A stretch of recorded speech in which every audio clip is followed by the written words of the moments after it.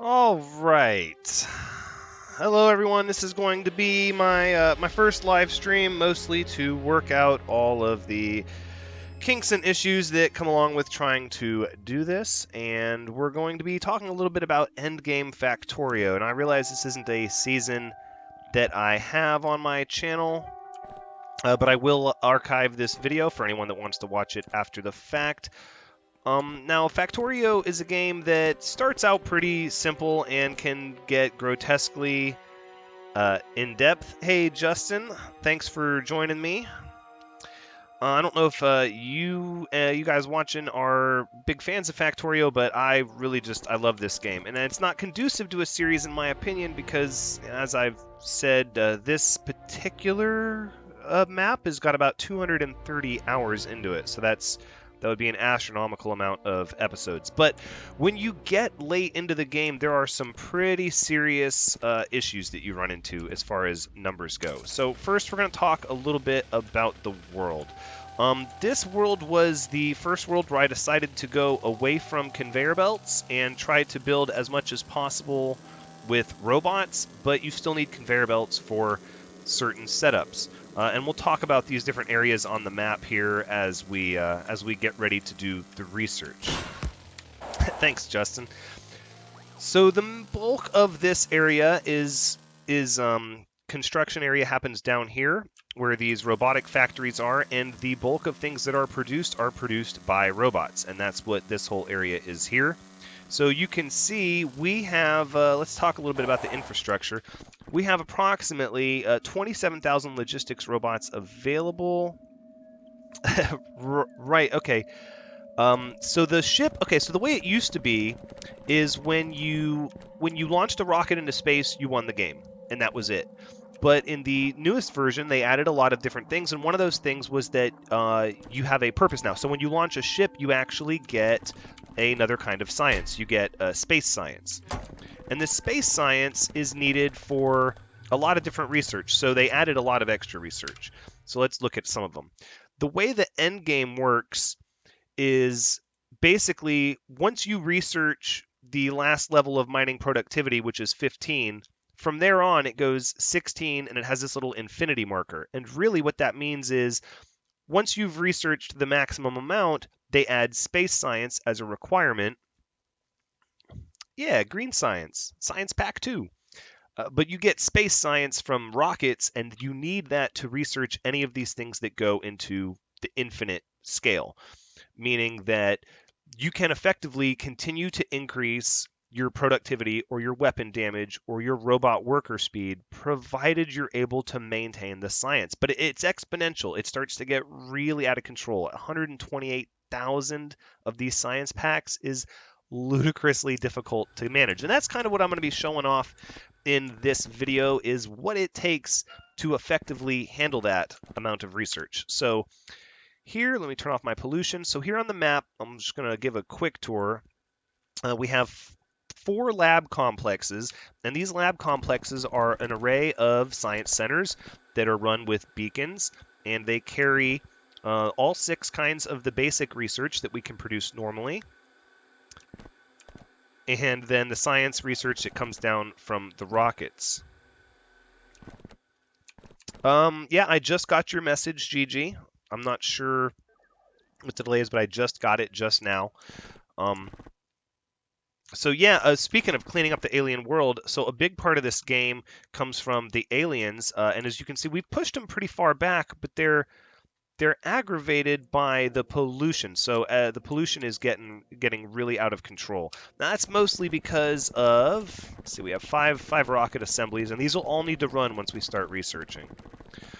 Is these mega reactors, which are one of the things I showed off on one of my videos that I've built. These mega reactors can sustain just under 4 gigawatts. And let's see, right now we're currently using, everything is pretty much turned off. We're fully stuffed in all of our buffers and resources, and we're only using 3.5 gigawatts. We can, with our solar panels and our reactors, we can get pretty close to 10 gigawatts.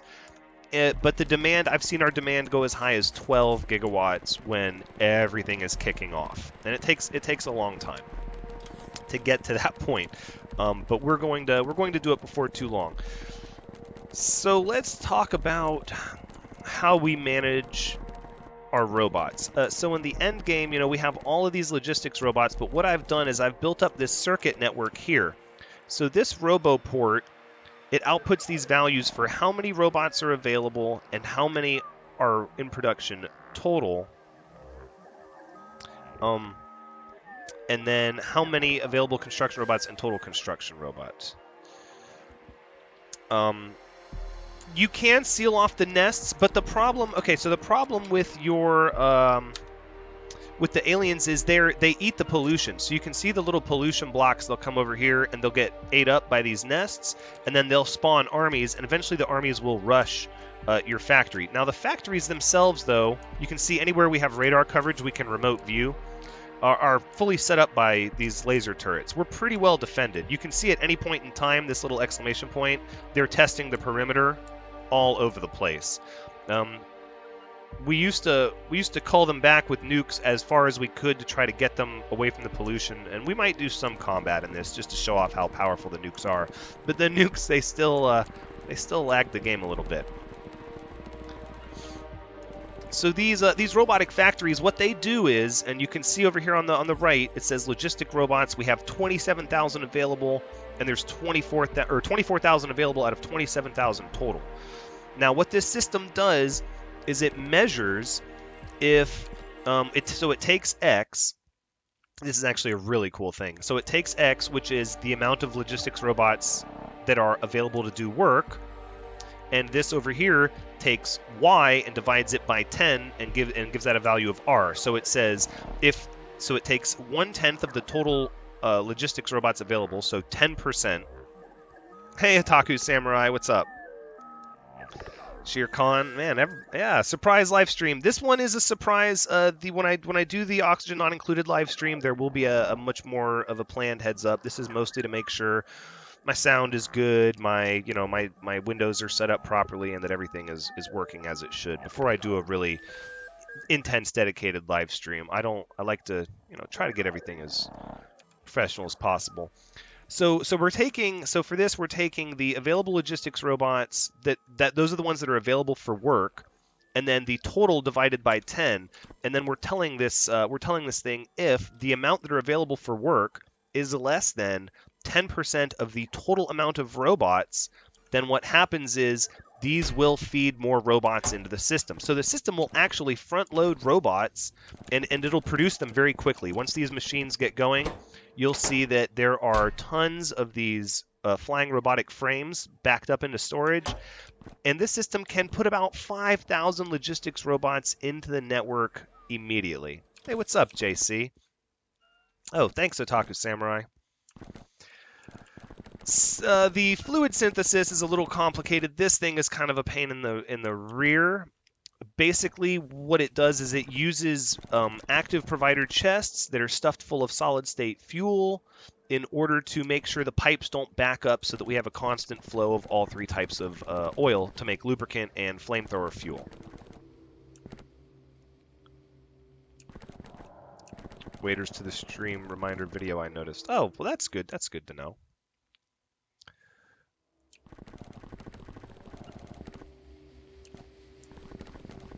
Mark of the Ninja.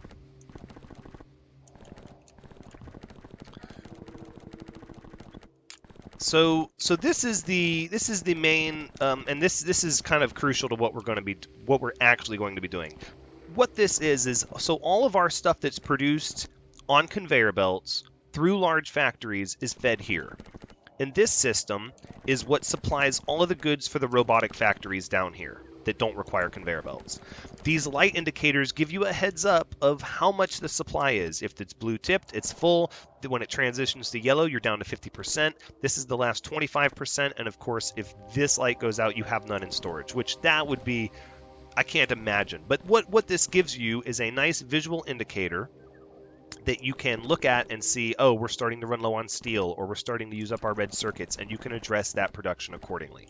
So we have iron plates, copper plates, steel plates, green circuits, red circuits, blue circuits, plastic, batteries, oil, which is brought in barrels. This train actually carries half oil and half empty barrels. And then bricks and coal.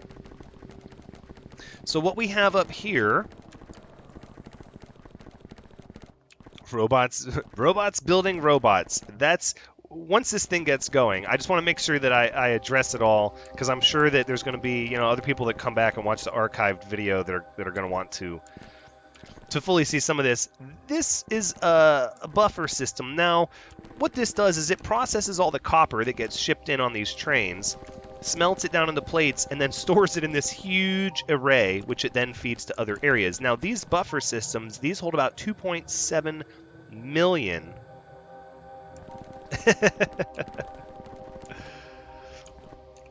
Thanks. Civil Lost.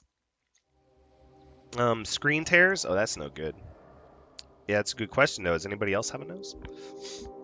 Gotta iron that out before we do the Oni live stream.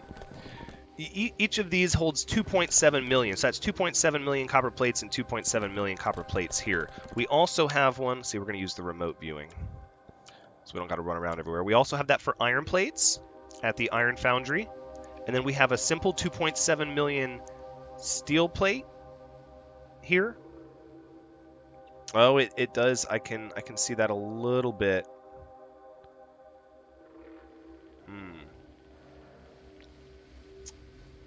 Because I'm zoomed out. Could be. Could be. Let me see. Hold on. Because I saw it there for a minute on my repeater. I could see what you were talking about.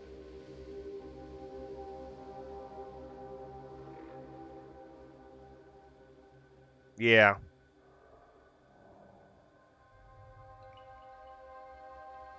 When he zooms in and out. That could be. That could be. I'll try to zoom in a little bit. It looks better zoomed in anyways. So what we have are these massive areas that produce the things we need for robots. So like this whole area here is for red circuits, which is why we did this fancy little red circuit lighting system here. So these trains will carry all the materials we need, and these are the only areas that use conveyor belts in our factory. Like that is it. The rest of it is made by robots. So let's zoom all the way out on the map here a little bit. So then over here we have, this is where we make green circuits. And again, we have these buffer systems, and the buffer systems are so that obviously if we run out of resources at the source, we can continue research and production for quite a while before it becomes an issue. The amount of plastic that's here means that if this system here ever gets messed up, we're going to have plenty of plastic. Same with green circuits and everything else. So we'll go over some of the sites. This is where we're getting our next batch of uranium here that's coming in for fuel and nuclear missiles. We have our oil barrel field over here. This is just where we're getting copper and iron from. Same over here, copper, iron, coal, iron. This is where we make our batteries over here. This is where we refine the uranium. And the robots come in to pick up this iron because that iron was eventually, it's being sent to mass storage. But it was originally used to make this sulfuric acid section here, which this supplies the sulfuric acid for everywhere else to mine the uranium and to make the batteries. Let's see. That's the bulk of the heart of it. So we have the blue circuit city over here. This one is a lot slower. If you ever made the processing units, these are the storage fields. So this is where we store all of our stuff. And then the construction rows, they're not 100% organized. They're not 100% organized, but we tried to keep them pretty organized. So the production line is mostly things that you're going to need on a regular basis. That's assembly plants, arms.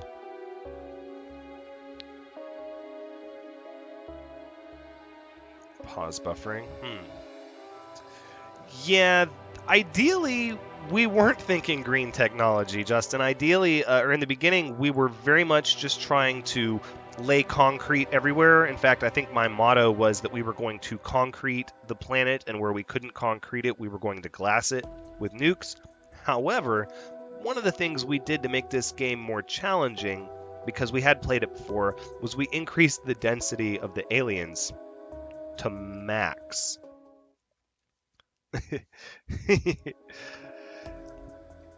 Yeah, that storage unit is pretty nice. You like that? I like it a lot. It's very harmonious to look at. I agree.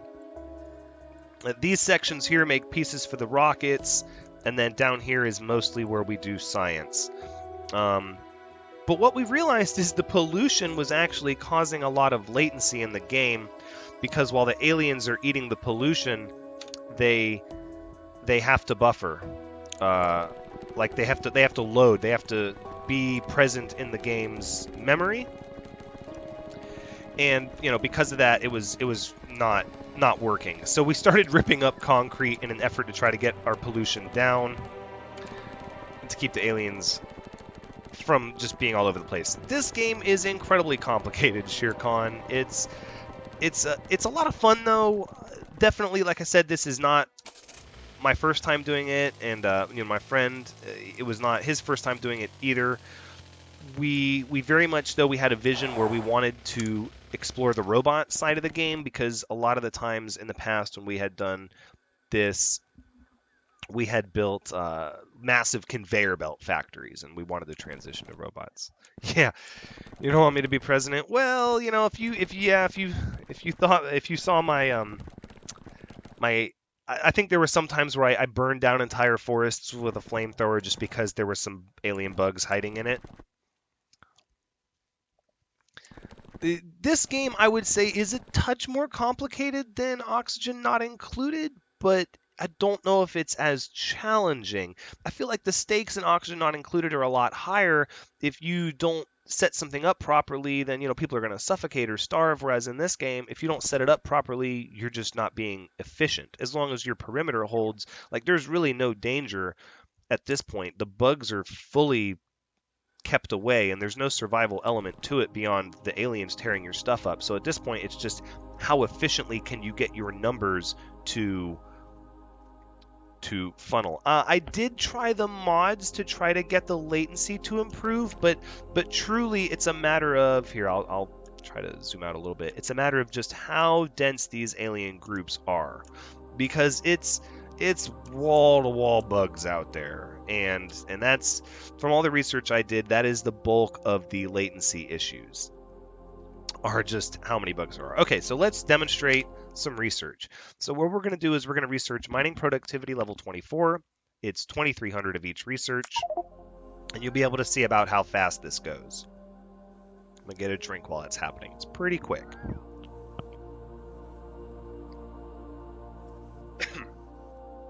Pardon me, I'm trying not to cough in the microphone. I'm still getting over this this bug. As you can see, but that's now, so this, if you've never played this game before, you haven't played it in a long time, that is an incredibly fast rate for 2400 science. And as you can see, the robots start picking up when I do that. So now we're currently using 7,000, roughly 7,000 of our logistic robots. No, it was apple juice, Justin. It was apple juice. It was just to hydrate. And we can research that over and over and over again as long as we have the space science.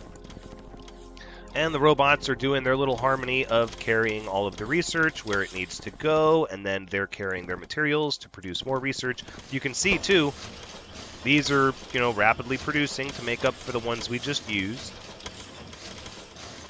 And that's happening everywhere, all over. So the real issue becomes when you do large-scale research, because you have to start launching rockets at the same time, and these take a lot of materials. Hard apple cider? I wish it was hard apple cider. I try not to drink alcohol when I'm getting over a cold, though. I feel like, it depresses the immune system. I don't want to deal with that. I'm trying to get trying to get better so we can get back into the channel. Well, you're just really impressed with this game, aren't you, Smil Lost? Okay, so here's what we're going to do is so the point of this live stream was to demonstrate hardcore research. And so here's what we're going to do is we're going to jump into worker robot speed without further ado, and we're going to start researching this. 64,000 of each science pack is what it's going to take.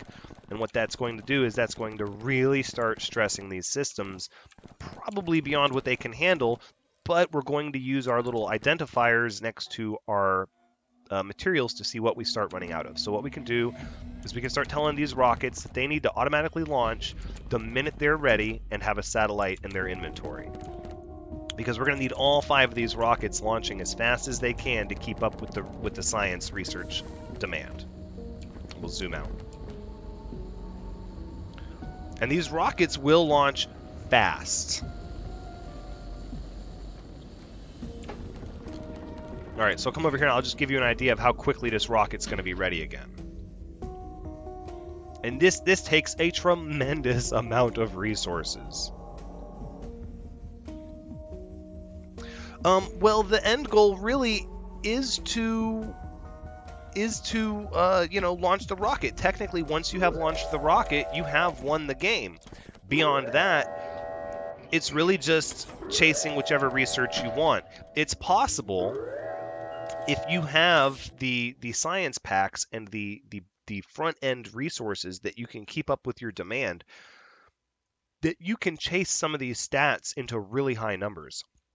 Like, think about being able to increase the damage of your shotgun shell infinite number of times. I mean, if you are so committed to getting the research and making it happen, you can effectively make it so that your shotgun's insanely as powerful as a nuke, potentially, because there's no limit to how many times you can research it. It's just how many resources you're willing to do. Yeah, high score basically, and that's kind of what I wanted to do, because I know there are some videos out there, but I haven't seen too many videos where people focus on the end game research, the really high, astronomically high numbers of research that you need. I mean, that's what I wanted to do. So what we're going to do is we're going to check these. As long as these chests are trying to hold 3,000 of each science pack. So as long as they say over on the right, they have 2.9, 3,000, 2.9, 2.9, 3,000, 2.9, 2.9. Okay, so that's good. And these have 2.9. So we haven't run out of anything yet. The research is going. It's a little slow. Let's see. Robot demand is still at about 7,000. Our power demand is, okay, we're over 4 gigawatts now, so we're effectively pulling from the second nuclear reactor. And this is going to start to go up more and more as more of these factories run out of their surplus. Because what you can do is you can tell these factories that, hey, keep a surplus of the goods you need in the chest, but as they get used up, other factories have to kick off, and more robots have to start delivering because there's a production limit, basically. Especially certain things that are produced really slow. Here, I'll give you an example. Rocket fuel, for example, incredibly slow production. Even sped up, because each one of these beacons adds quite a significant speed boost. So you can see, if you look over on the right, the actual crafting speed for this building is 290% of what it normally should be. And it is still really slow.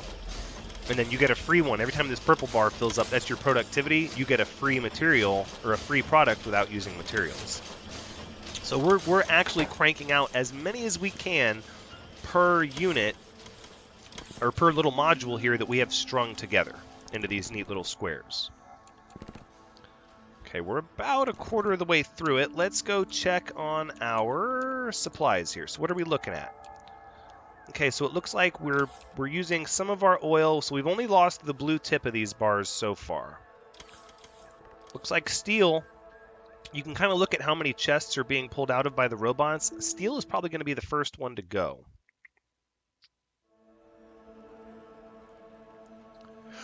Actually, Otaku Samurai, it's funny you ask about They Are Billions. I just recorded episode 1 right before this live stream, and I'm going to edit it and likely post it today as soon as this live stream is done.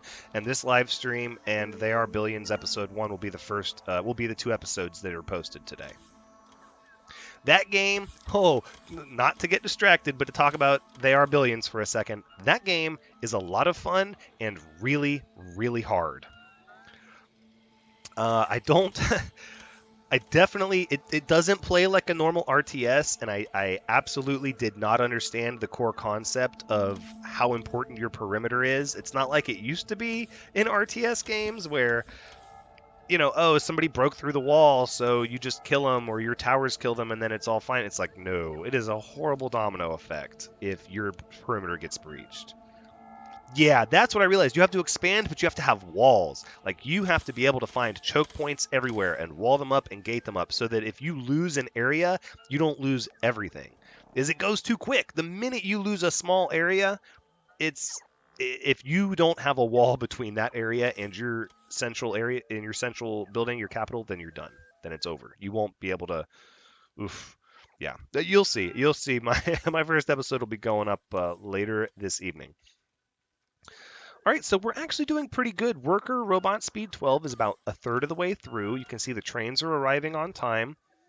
We're probably about to lose the second light on steel, but we absolutely have tons of resources. Plastic is starting to get used up. Blue circuits, green circuits. Over here we have a little waiting area. Oh no, I don't have satellite coverage here? All right, so if you haven't played Factorio in a while, let me show you something really neat. Because right now I'm remote viewing, which means actually I'm down here by the research area. But anywhere there's satellite coverage, you can zoom in remote view. Well, what you can do is you can also plan your blueprints for your robots to deconstruct or construct things while you're remote viewing, which is one of the reasons why robots are just so gosh darn powerful. Okay, so we're going to take this satellite, and I'm going to tell my robots to go ahead and build it. You know what? Let's build it right here. I don't know if they can build it. Maybe they can. I'm not sure if they can build it there because I don't have vision of it. I don't have remote vision of it. I clicked, but I don't know if it happened. You know what? We can build one here. That's what we'll do.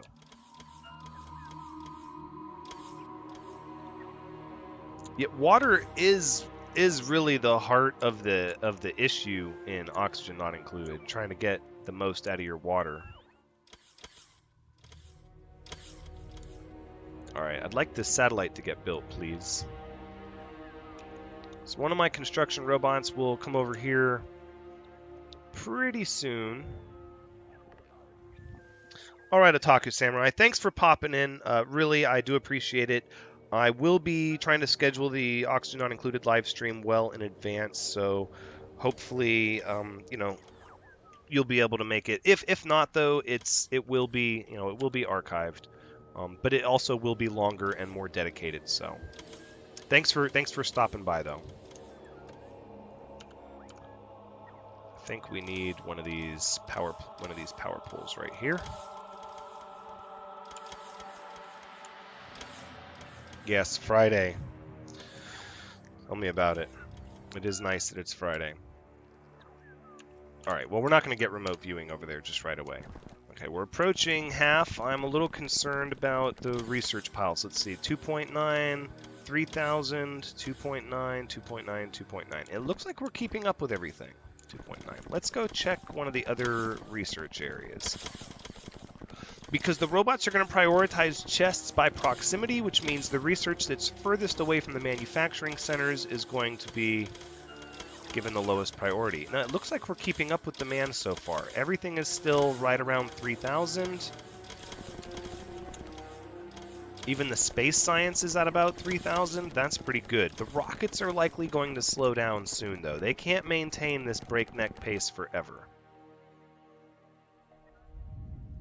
Okay, just got launched. Just got launched. They all just got launched. Okay. It looks like so far they're doing all right, though.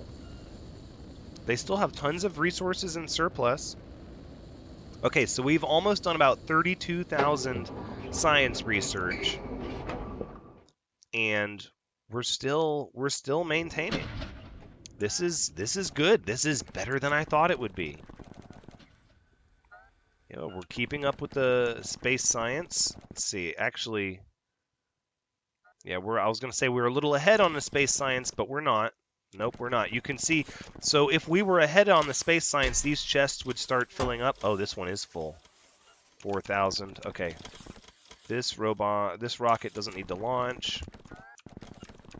And yeah, this rocket doesn't need to launch. Okay, we are absolutely ahead. Yeah. We don't need this rocket to launch for a little bit because, again, like I said, the robots are going to prioritize the chests by proximity, so they're pulling from these rockets on the left first. But we're making so many extra space science that they're not reaching over back here, and they need to. All right, you can see the logistics robots are starting to amp up. We're using about 11,000 now out of our 27,000. So we're getting close to half, and let's see here. We're hitting 6 gigawatts now. Things are going to start amping up because this whole setup is a big chain reaction where once these start to demand more from their train systems, they cause their subsequent supply systems to start running and increase demand. And when we started this video, everything was backed up. So everything was stuffed full and not requiring any power or any fuel or anything. Make peace with the bugs? No. We're gonna go have a conversation with the bugs, and I'll show you how that goes before we sign off. They're not very peaceful. They don't like the pollution. I mean, can you blame them? I guess, but here, just take a look at our pollution map. So that's our factory perimeter here. That's our pollution footprint. It's what we found out was the concrete pushes the pollution out further because the pollution is absorbed by the grass and the trees and the water, which we dumped landfill in the water and then concreted over it and then burned down the trees. So it was kind of, our own doing. But you run faster on concrete and it looks pretty. It looks so sharp and clean.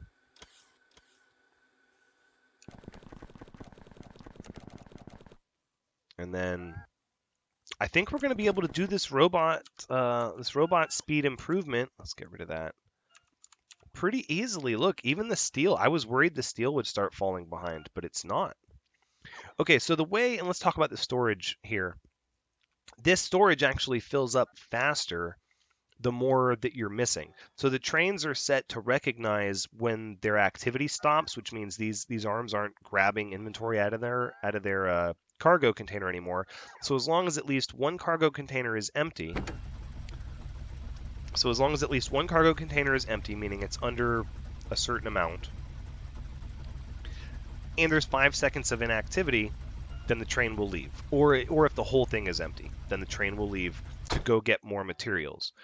But the robots, again, pulling chests out by proximity, are only going to be grabbing from this first block. But once this block is empty, they'll start pulling from the second block, but then the train will actually be emptying 2 cargo containers out into the chests at a time. So the system is actually designed so that the more resources you use, the faster the resources are refilled off the train, if that makes sense. Because you can see it's a slow pace when you're only emptying 1 cargo container at a time, versus when all 4 cargo containers are active and all 4 of them are offloading, you're steamrolling the system with supplies. That doesn't mean that the other things can keep up, but that'll at least get the supplies that you have out of your buffer chests and into your factory faster. I'm actually really impressed because it looks like everything is staying right where it should for now. I'm a little concerned about a few things. My first concern is the electric engine units. They take a lot of time to make. So it's possible that they could be the limiting factor. So you can see the system is requesting 100 of them, and it's only got about 86.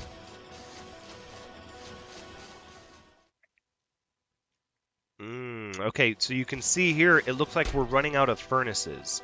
The system's requesting 100 electric furnaces. We've only got 47. So that means purple science is about to come to a halt soon. The assembly machines seem to be keeping up okay, but we're going to need to make more electric furnaces. Okay, so here's how we're going to do this, just to keep up with our supply and demand. So we need to find out where we're making the electric furnaces at, which I'm pretty sure they're on this road to the left here. No, those are engines, drills, turrets, gears, more drills, barrels, walls. Okay, I'm sure the furnaces are around here somewhere.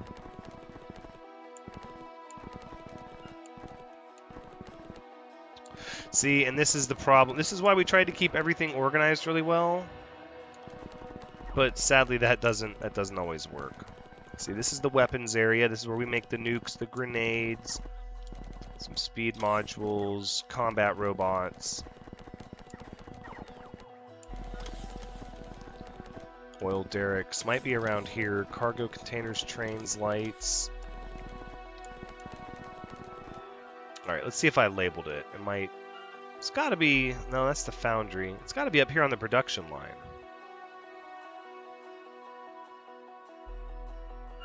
Not 100% though.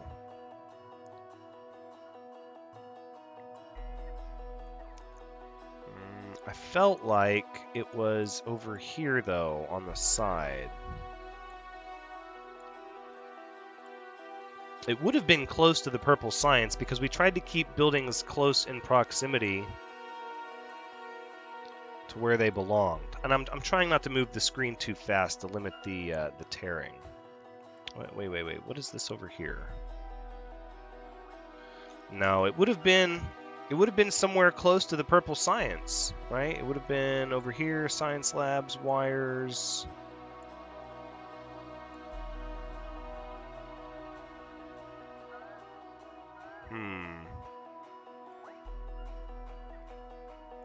It's going to be from over this direction. We're going to run out of furnaces eventually. I could manually create one, but it's so much easier just to copy what's already in existence. Okay, there it is. Okay. So let's head up there and let's look at these. This game makes you poo. Oh no. It is a little intense. This game, there's definitely a little bit of a curve to learning it because you have to think about stuff. Okay, so you can see the furnace factory is going as fast as it can. You can see there's a pretty steady stream of robots here. So what are we short on? We're not really short on anything. In fact, they're making furnaces as fast as they can, and they're using materials we have in bulk. So what that means is there's no reason we don't have to chase the deficit any further than this. All we need is more furnaces actually being produced. And we don't necessarily need any of the other items that are used to make furnaces caught up. So what we'll do is we'll just print down another one right here, which I should have all the materials for on me, so my robots should go ahead and build it. Except the passive provider chest, that's fine. The requester chests, it should already be in the network. So they're going to request materials immediately, and we should start seeing more robots showing up right away.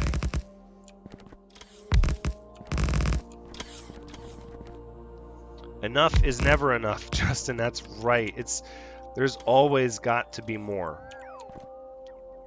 But that one furnace factory kept us going for quite a while, so I don't think we need more than another one. Alright, you can see they're starting to fill up their supply. There we go. And now furnaces are online, as more and more robots are called to fill up the chests with all the extra supplies. So hopefully that should handle our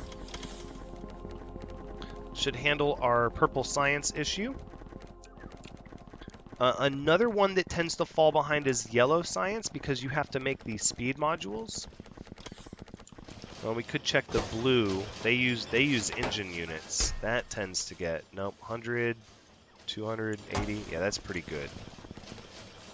Green science is going to be, yeah, just fine. Red science is going to be fine. Military science can be an issue, but we're not doing military research. So let's go back to the purple. Yeah, you can see Purple Science production has all but come to a halt because we're out of furnaces.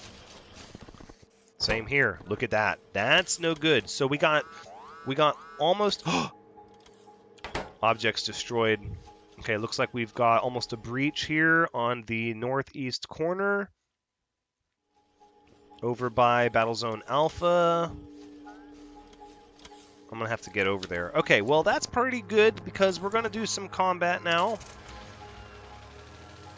Because we can't let the wall fall. And we're going to have our robot worker speed. There we go.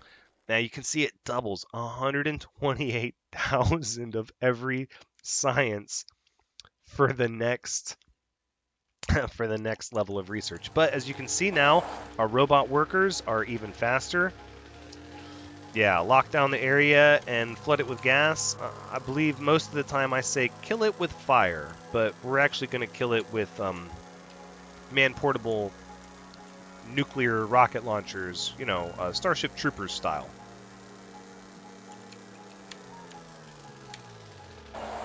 All right, I don't want to park on the train tracks. That's not what I want. Let's tear this up. So instead of driving all the way out there, because this factory is actually kind of big. Oh yeah, so let's talk about these crosswalks.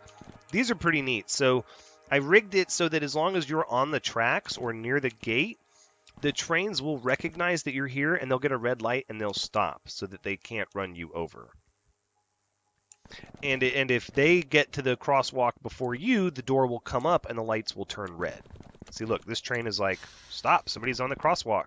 And then as soon as it goes, I can't cross because now it's there. It's actually pretty neat. It usually will save your life. It's not foolproof, but it's because I didn't wire the stoplights out further away. Oh, believe me, some of these trains still have kills. Not all of them, but some of them. This isn't the train I want. I need this train to come back.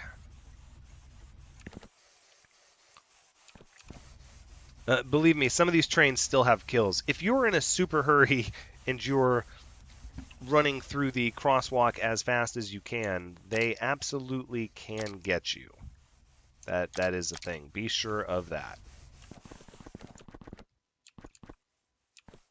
This iron train is just a holdover from when we used to. I think I talked about it earlier. We used to make our sulfuric acid here, and we had to belt these iron plates over, but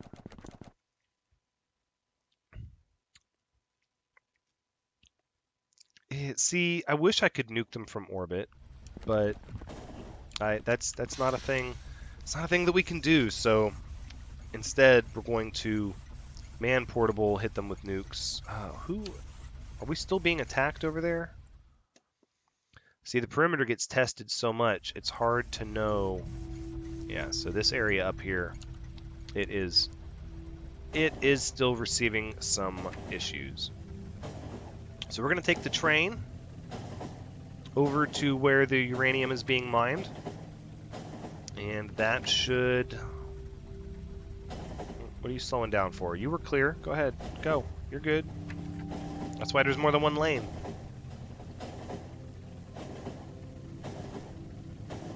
Where the uranium is being mined is up in the northeast sector, and we need to figure out how bad the damage was. They obviously didn't break through because we're not getting more blown up building alerts.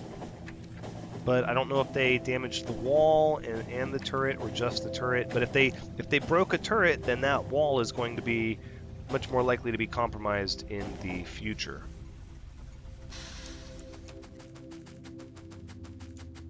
All right. Something to preface with is, as awesome as these nuclear rockets are, there's going to be some latency drop, I would assure you. All right, go ahead and repair those. Oh, look at this. Yeah, they did. They started tearing through the wall over here. Oh, and I don't have new laser turrets on me. This whole area is kind of undefended. And look at this wall is missing. Why did I not bring laser turrets? That was a foolish decision. Okay, well, we'll just queue up some from the logistics network. We'll get some when we go back into the base. This wall. The fact that I was able to walk around this wall is very concerning. That's no good. We can put a door here. We don't need a wall that the bugs can just walk around. That's no good. Okay, so let's go see if we can figure out where these bugs came from. And then we'll go ahead and we'll put the bugs down. And let me see what we're at, about 48 minutes for this stream. I don't want this stream to be too long because it is a surprise stream where I'm just trying to figure everything out. So I'm thinking probably we'll run it to an hour. So we might kill bugs for a little bit. We might start another bit of research.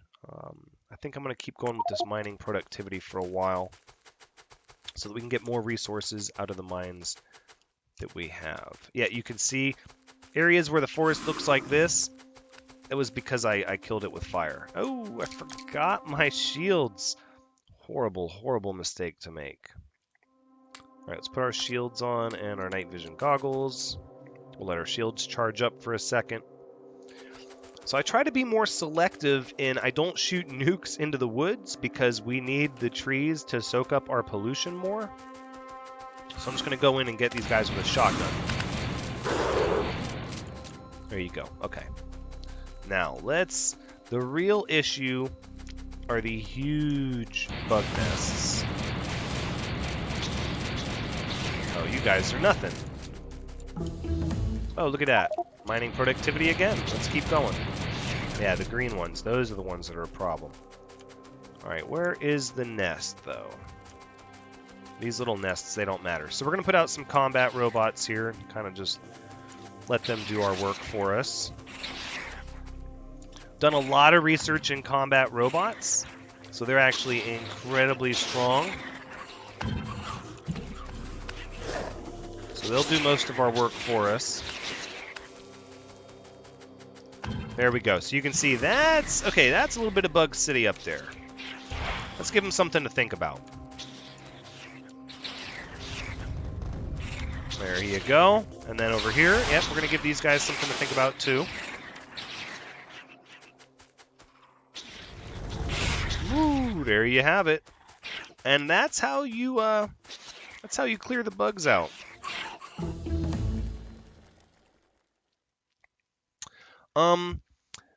Yeah, the 4-hour plus stream and no way to watch them again later. That's kind of tough. My goal, we can talk a little bit about that. In fact, we can kind of use the end of this while I'm wrapping up to do any kind of question and answer you guys might have or feedback you want to give on the channel.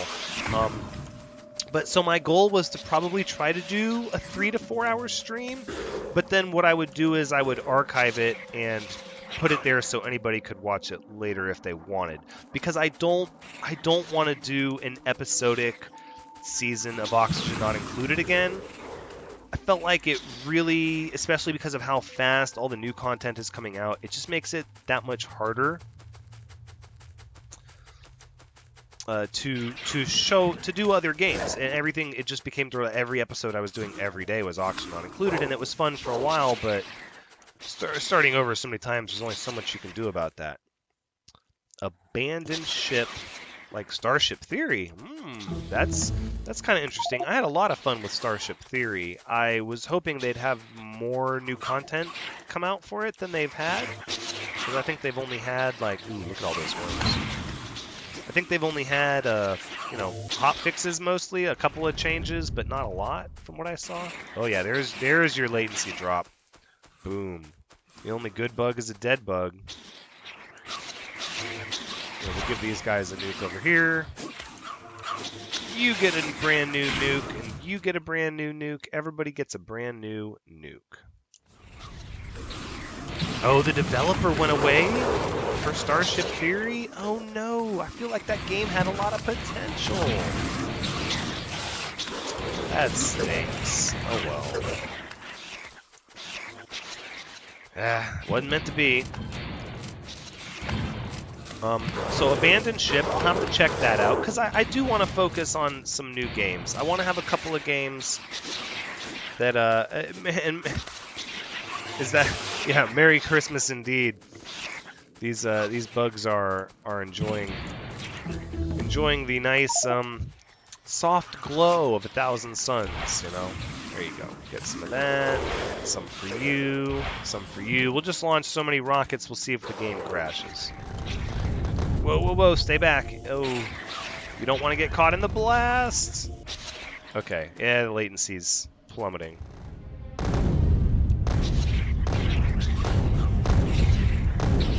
Yeah, that's... Yeah, no, that's... yeah, I see it's unlikely, you know, that the game will come back, Justin. It is what it is, you know. It was fun, but without more content added to it, it's definitely not worth picking back up. We pretty much 100%ed that fairly quickly, and it doesn't offer enough variety in endgame depth to be replayable. Games like... Sorry, this is just a little loud. Games that... games like Factorio, like this game, or games like Oxygen Not Included, you know, they have so much depth in their in-game, and your design, and your strategy, and there's so many different ways to tackle different problems that, you know, even if the content stopped, there would likely be a reason that you would be like, oh, you know, I want to go back and play that game. You know, Starship Theory, no, it doesn't have enough. Yes, time to play another game. So I'm looking at, well, as I said earlier, I've already recorded the first episode of They Are Billions. That game will be fun for a little bit. It likely won't be a very long series. It's mostly going to be kind of like, you know, just first impressions, things I've learned while playing. That's a lot of bugs. All right, I think we've killed quite a few bugs. We can go ahead and we'll dedicate a rocket here to this group. Boom, there you go. And we have so much uranium that it's really not even a concern to worry about how many rockets we spend or how much nuclear rod fuel that we have. We're pretty much unlimited resources at this point in the game. Just because of everything we funneled into buffer chests and then all the different pickup areas that we have. Another game that I was looking at that I thought looked really, really neat was, I think it's called Frostpunk, I think it's called. That game looks kind of cool. I'm curious about it. I don't know if I'm 100% about playing it, but I'm definitely going to be following it. I'm also looking at 7 Days to Die is going to come back for sure, 100%. That game is going to come back onto my channel. I'm really just biding my time till Alpha 17 drops. I chose not to do a series when Alpha 16 dropped, and I kind of regret it over and over again because I would like 7 Days to Die to be what Conan is, which is just a really, really long series where I go deep into the end game and large structures and such. Tavern Tycoon. I haven't heard of that game. I can definitely write it down. I'm always open to suggestions. All right, I think we've killed enough bugs for now. Let's get our legs back and our roboports back. Okay. But I agree, you know, 20 weeks and Oxygen Not Included, just trying to get the best life support system. That's one of those reasons that game just, I've done so many seasons of it, I constantly find myself going, how could I make this better? How could I make that better? Subnautica, that's a game I've considered more than once. So I did a Subnautica series back when my channel first came out. It was one of the, Subnautica I believe was the second game I ever featured on my channel, and it was well into the early development of the game.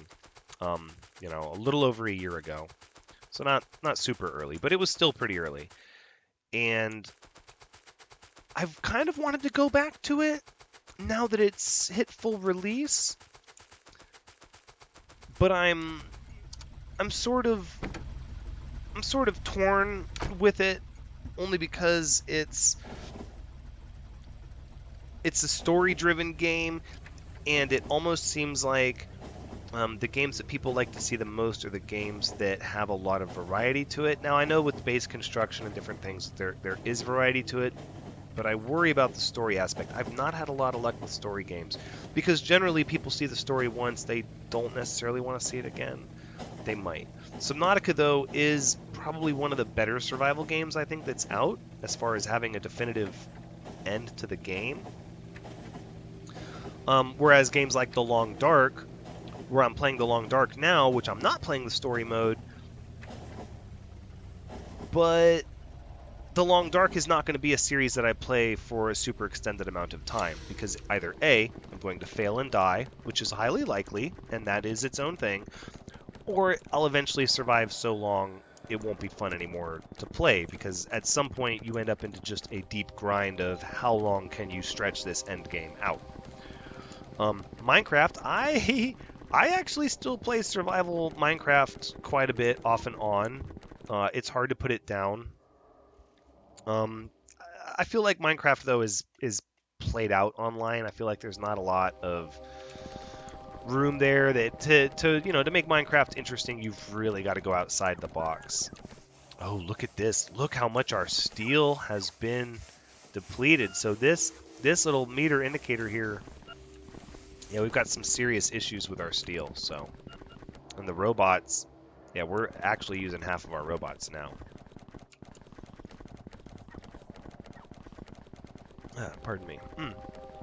Okay, so I guess we'll go down. We'll fix the steel issue because I have a backup supply of steel that I can make work. And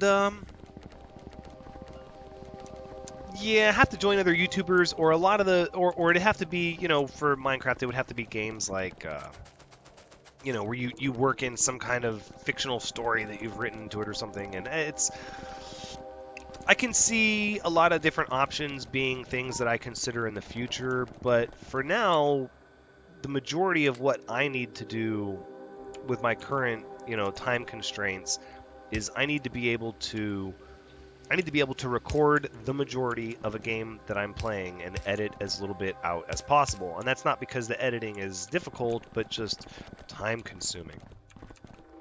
The Kerbal Space Program. Yeah, well, I'll be starting to wrap up the stream soon here. A few more minutes probably. The Kerbal Space Program is another interesting game that I've been considering specifically because of reasons like Factorio, that it's all in, how you design it, and there's a lot of going back to it and figuring stuff out. It is a very I'm sure if you've played it, it is a very deeply technical game, so I feel like the learning curve would be steep. So much like Factorio, I feel like I would have to, you know, fully dip my feet into the water to figure out how to play it before I just picked it up and started playing. Although that could be fun in its own way, I don't know. That one I have been considering. I would say there's a lot of other games like that I feel like okay, so it's either that a game is super involved or there's just not enough to it, and it's really hard to strike that balance of, I mean, let's face it, I love playing Factorio, but there's a reason this did not become a series on my channel. I mean, you would have to, if I was going to make this series episodic, I would have to do like an episode between every 5 hours worth of progress, and that's way too difficult.